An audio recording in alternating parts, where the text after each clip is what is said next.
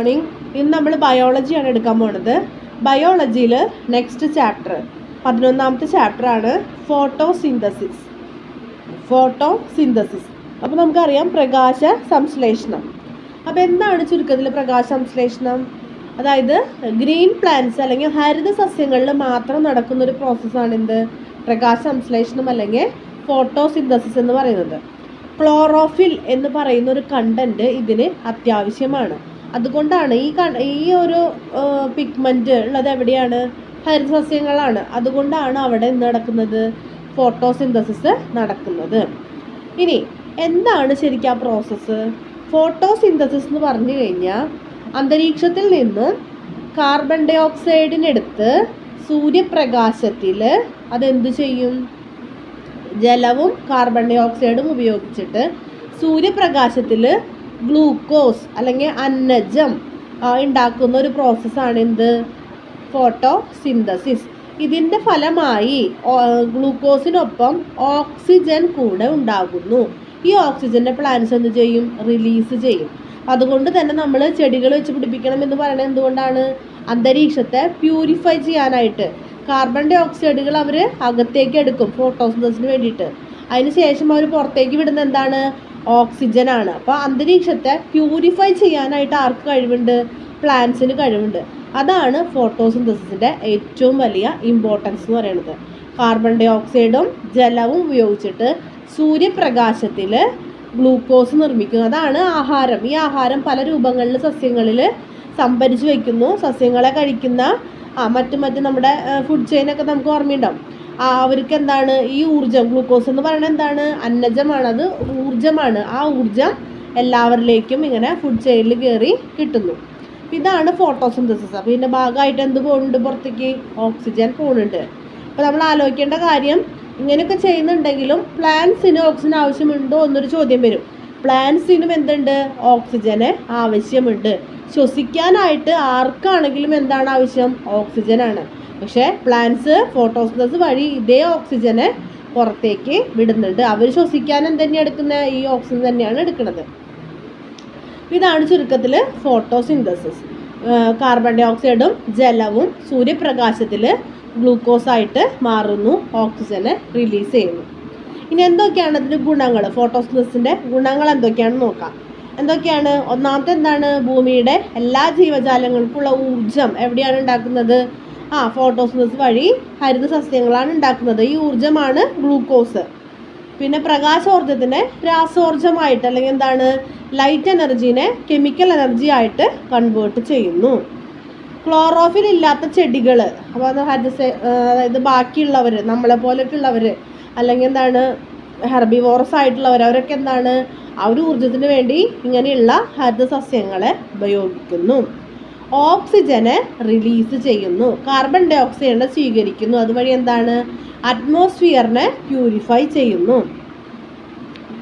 അപ്പോൾ ഇതൊക്കെയാണ് എന്ത്? പ്രകാശ സംശ്ലേഷണത്തിൻ്റെ ഗുണങ്ങളെന്ന് പറയുന്നത്. പ്രകാശ സംശ്ലേഷണം എന്താണ്? കാർബൺ ഡൈ ഓക്സൈഡും ജലവും സൂര്യപ്രകാശത്തിൻ്റെ പ്രസൻസിൽ ഇലകളിലെ ക്ലോറോഫിൽ അവിടെ വെച്ചിട്ട് ക്ലോറോപ്ലാസ്റ്റിലുള്ള ക്ലോറോഫിലിൻ്റെ സഹായത്തോടു കൂടിയിട്ട് ഗ്ലൂക്കോസും ഓക്സിജനുമാക്കി മാറ്റുന്നു. ഈ പ്രോസസ്സാണ് എന്ത്? ഫോട്ടോസിന്തസിസ്. ഇനി നമുക്ക് നോക്കാനുള്ളത് ഫോട്ടോഫോസ്ഫോറിലേഷൻ. ഫോട്ടോഫോസ്ഫോറിലേഷൻ എന്ന് പറയുന്ന ഒരു പ്രോസസ്സാണ്.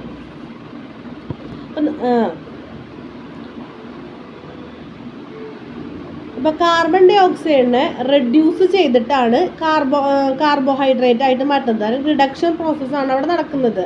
റിഡക്ഷൻ, ഓക്സിഡേഷൻ എന്നൊക്കെ പറഞ്ഞ് നമ്മൾ കെമിസ്ട്രിയിൽ പഠിച്ചിട്ടുണ്ടാവും. അപ്പോൾ ഇവിടെ നടക്കുന്നത് എന്താണ്? കാർബൺ ഡൈ ഓക്സൈഡിൻ്റെ റിഡക്ഷനാണ്. കാർബൺ ഡൈ ഓക്സൈഡിനെ റെഡ്യൂസ് ചെയ്തിട്ടാണ് ഈ കാർബോഹൈഡ്രേറ്റ് ആക്കി മാറ്റുന്നത്. ഏതാണ് ഈ കാർബോഹൈഡ്രേറ്റ്? ഗ്ലൂക്കോസിനെ തന്നെയാണ് ഈ കാർബോഹൈഡ്രേറ്റ് എന്ന് പറയുന്നത്. അപ്പോൾ ഇങ്ങനെയുള്ളൊരു പ്രോസസ്സിന് എനർജി ആവശ്യമാണ്, ഊർജ്ജം അതിന് ആവശ്യമാണ്. അപ്പോൾ ഈ ഊർജ്ജമായിട്ട് സൂര്യപ്രകാശത്തിൽ നിന്ന് എന്താണ്? കെമിക്കൽ എനർജിയാക്കി മാറ്റിയിട്ട് ATP മോളിക്യൂൾസ്, അഡിനോസ് ട്രൈഫോസ്ഫേറ്റ് എന്ന് പറയുന്ന മോളിക്യൂൾസ് ആയിട്ടാണ് ഊർജ്ജത്തിനെ മാറ്റിവെക്കുക. അത് എനർജി കറൻസി എന്നാണ് അറിയപ്പെടുന്നത്. അപ്പോൾ എനർജി ഇങ്ങനെ ATP ആയിട്ട് സംഭരിച്ച് വയ്ക്കും. എപ്പോഴാണോ ആവശ്യം വരുന്നത് അപ്പോൾ അത് ഉപയോഗിക്കും. ഇങ്ങനെയാണ് ATP ഊർജ്ജം വരുന്നത്. അപ്പോൾ ഫോട്ടോസിന്തസിനുള്ള ഊർജ്ജം എന്ന് പറയുന്നത് ആദ്യമേ തന്നെ പ്ലാന്റ്സ് എന്ത് ചെയ്യും? സൂര്യപ്രകാശത്തെ കെമിക്കൽ എനർജി ആയിട്ട് കൺവേർട്ട് ചെയ്തിട്ട് ATP മോളിക്യൂൾസ് ആയിട്ട് സംഭരിച്ച് വെക്കും. അപ്പോൾ ഈ ATP എന്ന് പറയുന്നത് എങ്ങനെയാണ്? ഒരു ഇലക്ട്രോൺ ചെയിൻ പോലെയാണ് നീങ്ങിക്കൊണ്ടിരിക്കുന്നത്.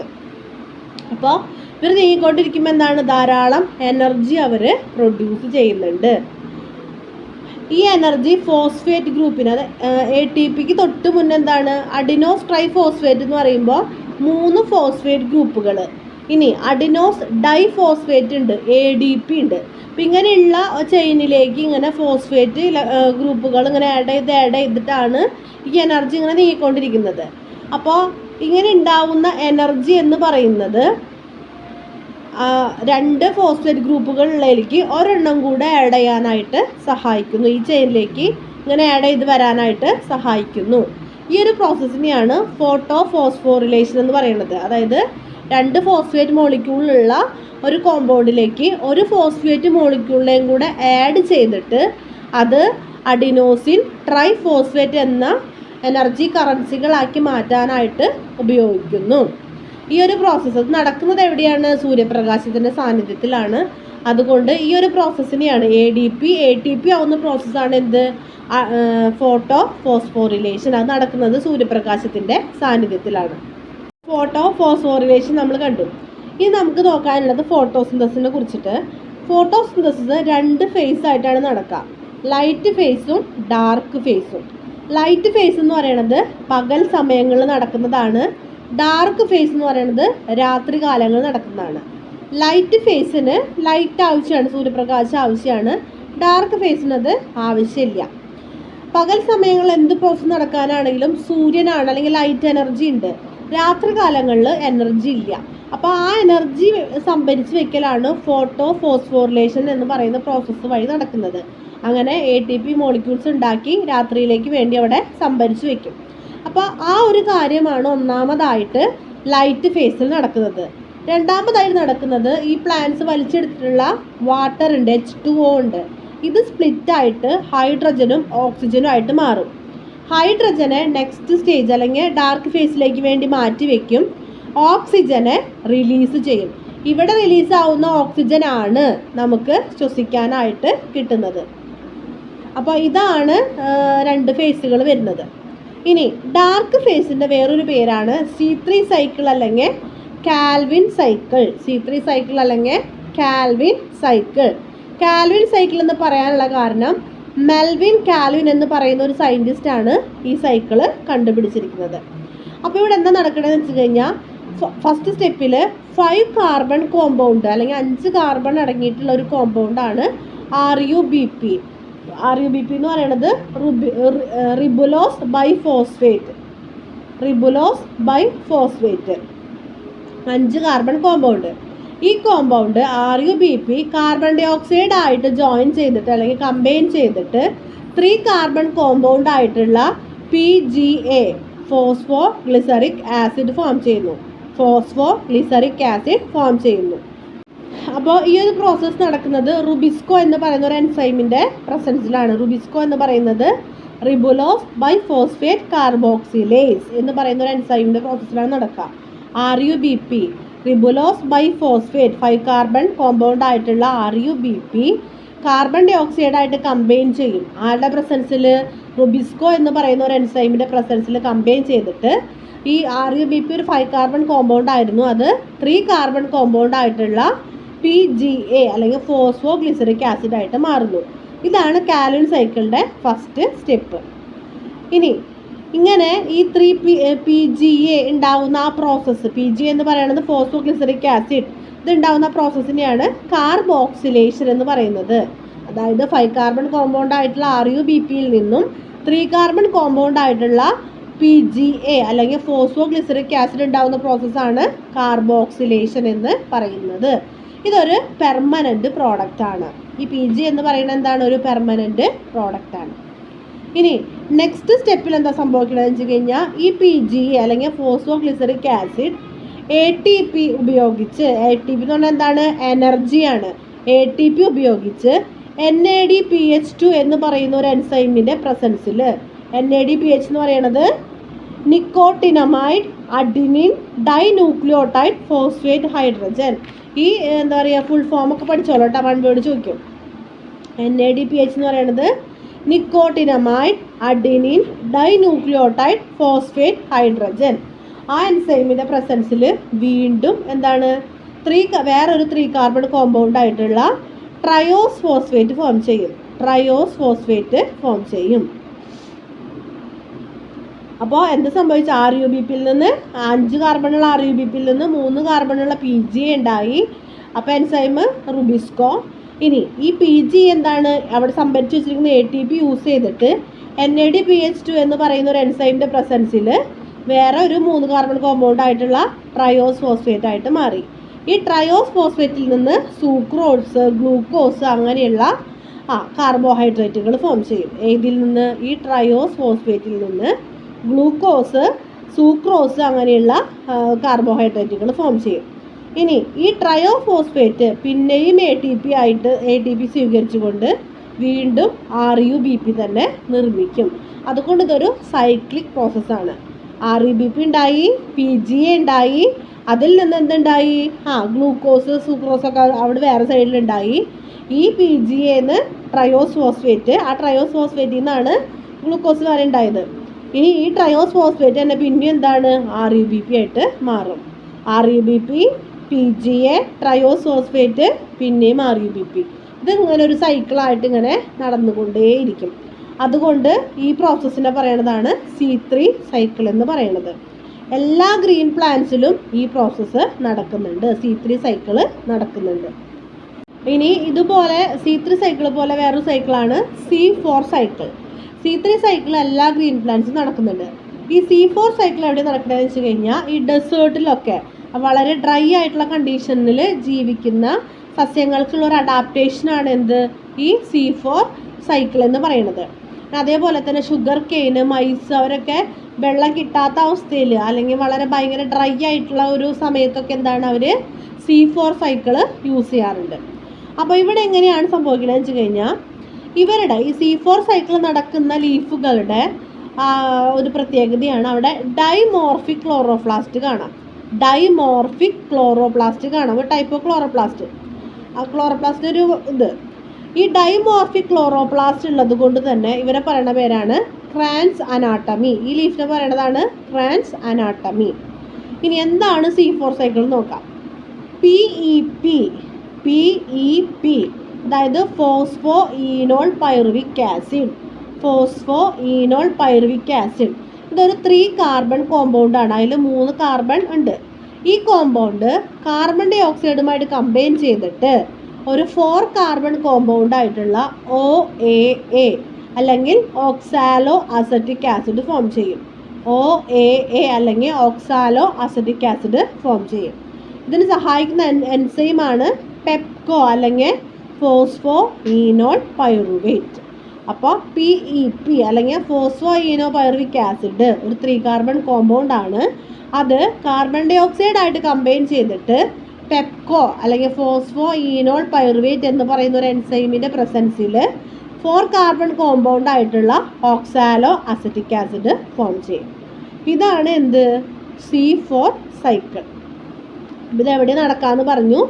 അപ്പോൾ ഫസ്റ്റ് എന്താണ് ലൈറ്റ് ഫേസിൽ നടക്കണേന്ന് പറഞ്ഞു. ആ ലൈറ്റ് ഫേസിലാണ് എന്തുണ്ടാക്കി കൊണ്ടുവന്നിരിക്കുന്നത്? ATP സംഭരിച്ചതും അവിടെ വെച്ചിട്ടാണ് ഓക്സിജൻ റിലീസ് ചെയ്യണതും. അവിടെ ഉണ്ടായിട്ടുള്ള ഹൈഡ്രജൻ നെക്സ്റ്റ് സ്റ്റേജിലേക്ക് കൊടുത്തിട്ട് അവിടെ വെച്ചിട്ടാണ് എന്ത് നടക്കുന്നത്? ഈ C3 സൈക്കിളും C4 സൈക്കിളൊക്കെ ഡാർക്ക് ഫേസാണ്. അപ്പോൾ ഇത് നന്നായിട്ട് പഠിക്കണം. ഓരോന്നിൻ്റെയും എന്താ പറയുക ഫുൾ ഫോം പഠിക്കണം. 1 വേർഡായിട്ട് ഫുൾ ഫോം ചോദിക്കും. നമുക്ക് നോക്കാനുള്ളത് കീമോസിന്തസിസ്. ഫോട്ടോസിന്തസിസ് പോലെ തന്നെയുള്ളതാണ് എന്ത് കീമോസിന്തസിസ്. ഫോട്ടോ എന്ന് പറയുമ്പോൾ ലൈറ്റാണ്, കീമോ എന്ന് പറയുമ്പോൾ കെമിക്കൽസ് ആണ്. ഫോട്ടോസിന്തസിസിൽ ലൈറ്റ് യൂസ് ചെയ്തിട്ടാണ് കാർബൺ ഡൈ ഓക്സൈഡിനെ കാർബോഹൈഡ്രേറ്റ് ആക്കി മാറ്റിയത്. കാർബോഹൈഡ്രേറ്റ് എന്ന് പറഞ്ഞാൽ എന്താണ്? ഗ്ലൂക്കോസ് ആണ് കേട്ടോ.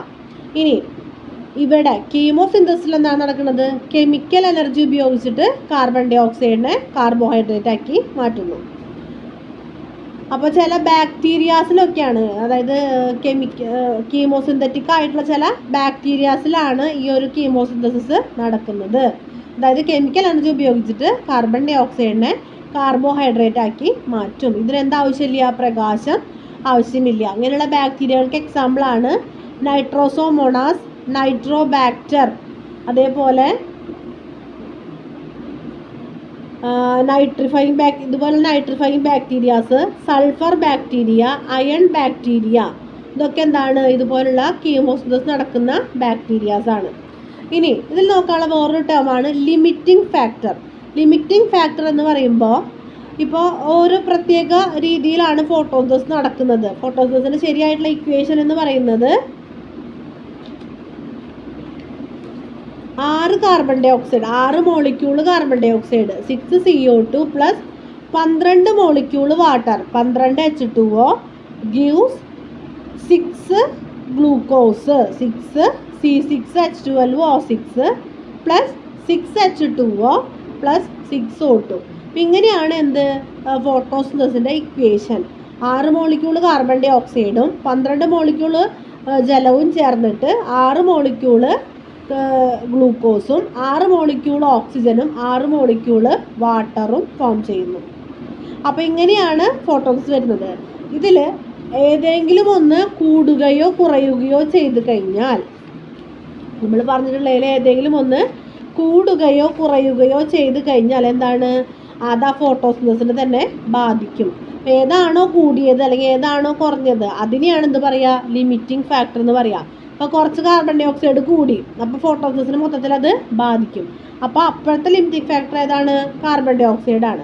അപ്പോൾ ഒരു ഫാക്ടർ, ഇപ്പോൾ ഒരു പ്രോസസ്സ് ഉണ്ട്, അതിലേത് ഫാക്ടറിൻ്റെ കൂടുതലോ കുറയലോ ആണ്, ഇൻക്രീസിങ്ങോ ഡിക്രീസിങ്ങോ ആണ് ആ ഫോട്ടോസിന്തസിനെ സ്വാധീനിക്കുന്നത്, അതിനെയാണ് എന്ത് പറയുക? ലിമിറ്റിംഗ് ഫാക്ടർ എന്ന് പറയാം.